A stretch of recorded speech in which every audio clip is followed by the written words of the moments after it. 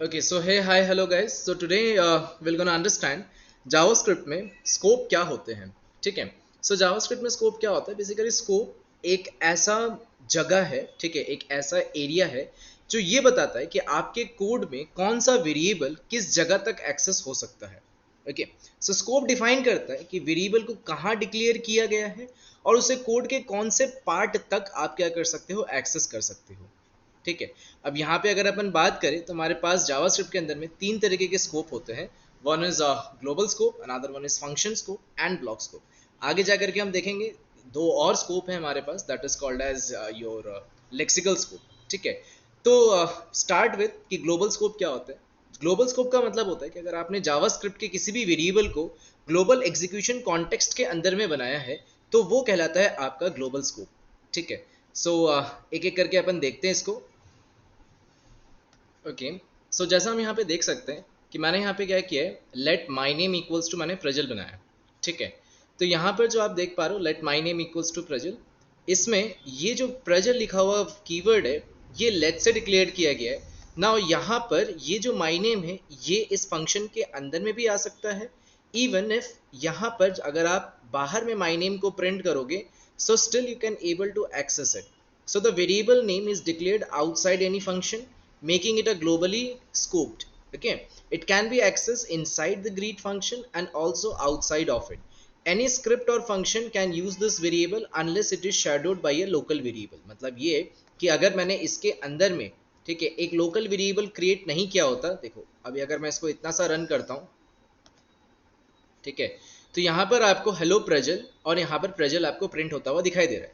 अब variable shadowing का मतलब ये है कि मैंने अगर यहाँ पर एक लोकल वेरिएबल क्रिएट किया सेम नेम से माय नेम, ठीक है, and that is equals to, मैंने यहाँ पे दिया आदित्य. ठीक है. तो अब यहाँ पे अगर मैं इसको रन करता हूँ so you can able to see that कि यहाँ पर हेलो आदित्य प्रिंट होगा और बाहर में प्रजल प्रिंट होगा. दैट मीन्स कि जो ये ग्लोबल वेरिएबल है इसको शेडो कर दिया है इस लोकल वेरिएबल ने. So this is called as variable shadowing. ठीक है. सो यहाँ पर वेरिएबल को क्या किया है, आपने शेडो कर दिया है. तो यहाँ पर सिर्फ और सिर्फ जो इनर वेरिएबल है वही शो हो पाएगा और जो बाहर आउटर वेरिएबल है वो शो नहीं हो पाएगा. ठीक है. So next concept is basically कि यहाँ पर अगर आपने लेट से बनाया है इसी को ही अगर आप सेम कॉन्स्ट से बनाते, ठीक है, अगर आप इसी सेम चीज़ को कॉन्स्ट से बनाते और यहाँ पर अगर आप अभी के लिए इसको ब्लॉक करके रखते स्टिल आपको ये आंसर सेम प्रिंट करके देता. ठीक है. अभी थोड़ी देर पहले जो आपके पास यहाँ पर प्रिंट होकर के आया था यहाँ पे भी आपको सेम आउटपुट रिसीव होता, that is hello Prajal and Prajal. So irrespective of कि यहाँ पर कॉन्स लिखा हो, यहाँ पे लेट लिखा हो या फिर यहाँ पे वैर लिखा हो, अगर कोई भी वेरिएबल इस ग्लोबल एग्जीक्यूशन कॉन्टेक्स्ट में बनाया जा रहा है, ठीक है, तो वो वेरिएबल किसी भी फंक्शन के अंदर में एक्सेसिबल हो सकता है और फंक्शन के बाहर में भी यहाँ पर एक्सेसिबल हो सकता है. ठीक है. सो ये है according to global execution context के हिसाब से अगर आप कोई भी वेरिएबल बनाते हो.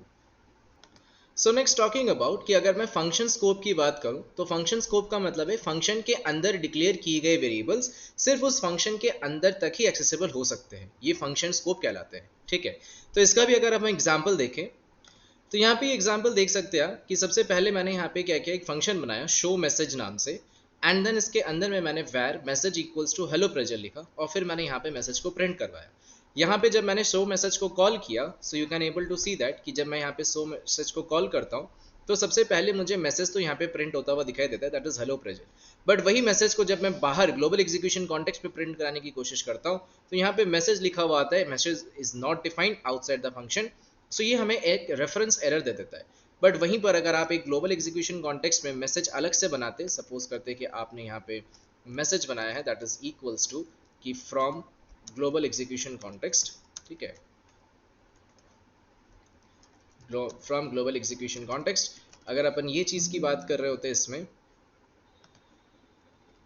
ठीक है, ग्लोबल एग्जीक्यूशन कॉन्टेक्स्ट, तो अगर मैं इसको अब रन करता हूँ यहाँ पे तो यहाँ पे देखो आप कि hello Prajal from global execution context लिखा हुआ आएगा मेरे पास.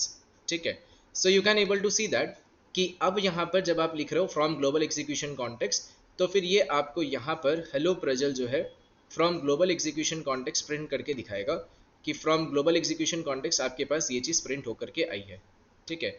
इससे पिछली बार जब आप यहाँ पे रन कर रहे थे तो यहाँ पे सिर्फ और सिर्फ हेलो प्रजल, और फिर आपको यहाँ पे कंसोल लॉग में मैसेज जो है एक एरर फॉर्मेट में दिखा रहा था कि मैसेज जो है वो डिफाइन नहीं है। ठीक है, message is not defined.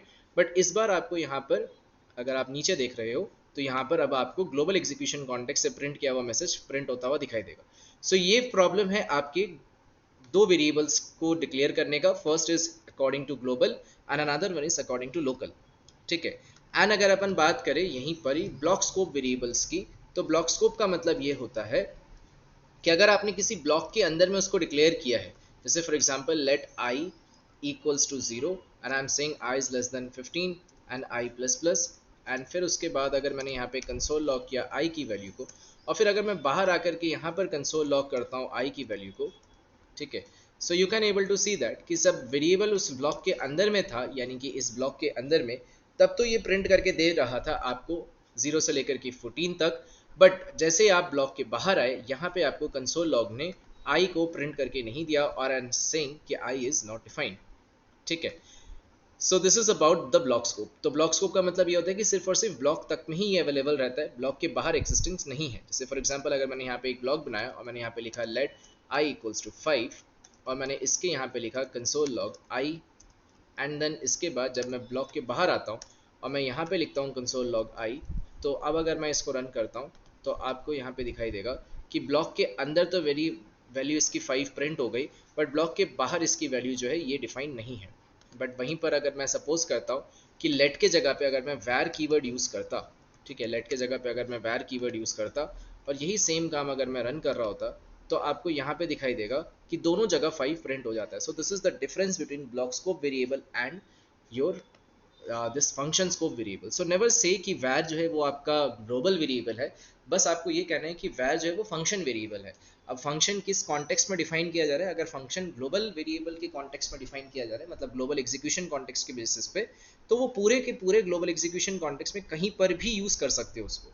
But अगर आपने उसको कहा है कि सिर्फ और सिर्फ फंक्शन तक में ही एक्सेसिबल है और वैर आपने सिर्फ फंक्शन तक में ही बनाया है, तो वैर की जो वैल्यू है वो सिर्फ और सिर्फ फंक्शन तक में ही रहेगी, फंक्शन के बाहर वो नहीं आएगी। Okay, so that's it for today, जहाँ पे हमने सीखा कि स्कोप कितने टाइप के होते हैं। So in the next class we're gonna understand about the different topics like closure or hosting. Okay, thank you.